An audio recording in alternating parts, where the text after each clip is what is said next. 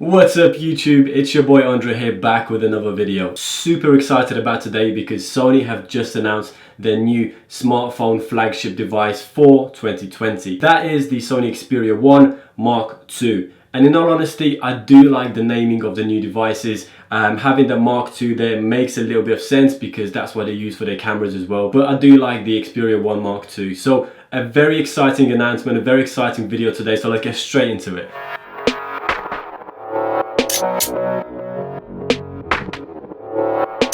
Now the first thing that we should talk about is their new design. I think the newer, more squarish, rectangular design looks very refreshing for 2020. I think it's been a little bit too long that we've seen phones rounded off with the iPhone 11 Pro Max, with the Samsung S20, S10, S9. They've all been rounded off, including the Xperia 1 as well, the original one. It does remind me a lot of, say, sort of the iPhone 5S, if you guys remember that. It was sort of had a metal frame and a very sort of sharp edges design. It doesn't look anything like it, but it does remind me of that. And I do love this new design. Now on the left hand side, it appears that the phone has the SIM card tray and also the micro SD XE memory card slot. It is meant to be a sort of hybrid SIM card slot where you can use one of the SIM card slots for your micro SD card. Now on the right hand side, you have the volume buttons, you have a fingerprint scanner and a dedicated camera button. But what really gets me excited here is that there's no dedicated power on and off button. That indicates that you'll be able to turn the phone on and off with just putting your thumb or finger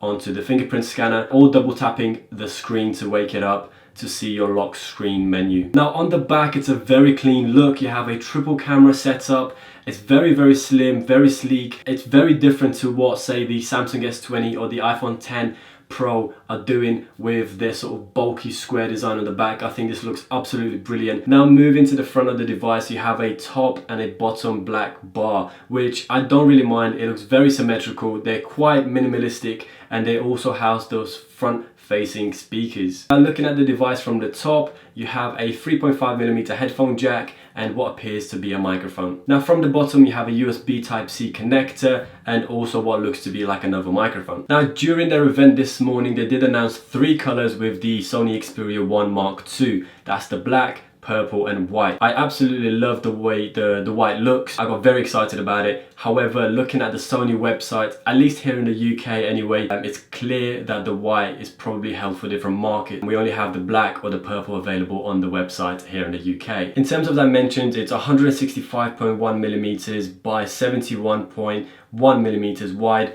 and it's just 7.6mm thick and weighing in at 181.4 grams. That is a little heavier than the Xperia 1 from last year, around 3 grams. However, it's still 7 grams lighter than the Samsung S20 Plus. Now moving on to the hardware specs, the device only seems to be coming in with 256GB of internal storage, which in all honesty, that seems like it's plenty for most people. However, you do have the micro SD card that you can sort of expand your memory in there. And it offers 8GB of RAM. Now in comparison, the Samsung S20 Plus and the S20 start with 128GB of internal storage and 12GB of RAM. So having 12GB of RAM compared to 8GB doesn't necessarily mean better, but it does help. Now moving on to the actual display, the display is a 6.5-inch 4K HDR OLED display, which on paper seems to be very similar to Sony's last year Xperia 1. It has the same resolution, it has the same 643 pixels per inch, it has the same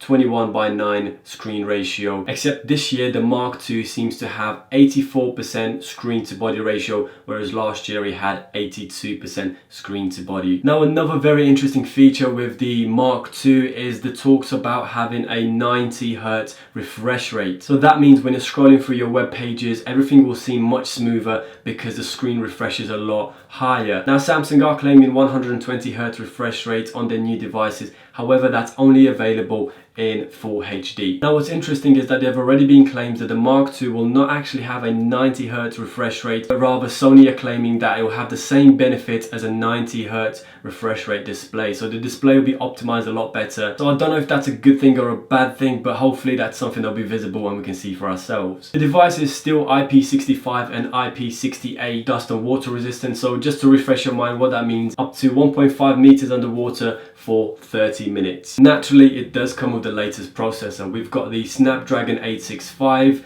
very similar to the Samsung S20 range, so you will experience an increase in performance and gaming power.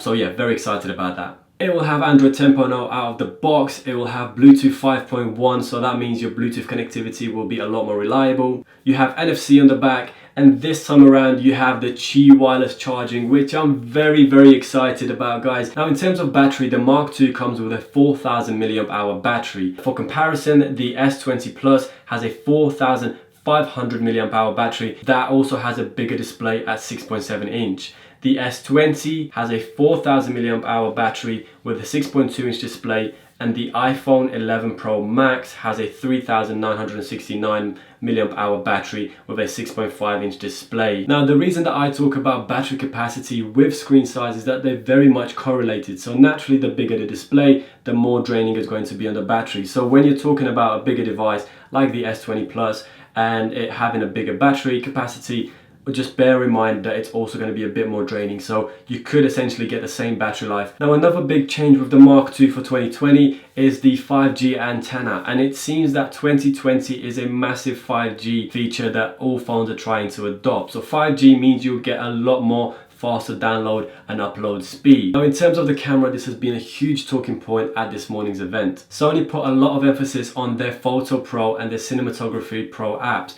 which essentially let you have crazy controls over your camera. Whether you're doing photo work or video work, you can control anything from ISO to apertures, very detailed, just like a professional camera. And I completely understand that Sony are global leaders in mirrorless cameras, but my question is, to the everyday average consumer who will be potentially buying these new devices, will they be going into as much detail taking a photo, or are they more focused on just taking their phone out and snapping that shot there and then? For the camera lenses, they partnered with Zeiss. This will provide a very high quality lens calibrated specifically for Xperia devices. And for the cameras on the back, we have a 12 megapixel f1.7 24mm wide dual pixel lens with optical image stabilization and an 84-degree field of view. The next camera is a 12 megapixel f2.4 with 17mm telephoto lens ×3 optical zoom and optical image stabilization with 34 degrees field of view. The third lens is a 12 megapixel f2.2 16mm ultra wide dual pixel 124-degree field of view. With the back cameras, you are able to record up to 2160p at 24, 25, 30 and even 60 frames per second in HDR, which is phenomenal. If you want to jump down to 1080p, you can record in 30, 60 or even 120 frames per second. And the cameras on the back still take advantage of Sony's 5-axis stabilization, so along with the optical image stabilization, the videos should be super smooth. Now, in terms of the front camera, you have a 12 megapixel f2.0 with a 84-degree field of view. You're also able to capture at 1080p at 30 frames per second, and you're still able to take advantage of that 5-axis image stabilization. Now, another thing that Sony have massively talked about during their event is the fact that they can now capture up to 20 frames per second continuous burst shooting, complete with autofocus and auto exposure. So that means if you're shooting photos or video on the move, if you're shooting a sports event or taking photos or pictures of your pets or animals, essentially you'll get very clear, very focused shot. Now, other things to get excited about with the Xperia 1 Mark II is that you can still connect it to the PlayStation 4's DualShock 4 controller, so you can game on your phone with the controller, which is quite exciting. They also took this time to announce their partnership with Call of Duty Mobile, so a game very similar to Fortnite or PUBG if you guys played that before. The fact that their controller is now going to be optimized for that Call of Duty game. Something else they mentioned was their world's first 360 reality audio thanks to their hardware decoding.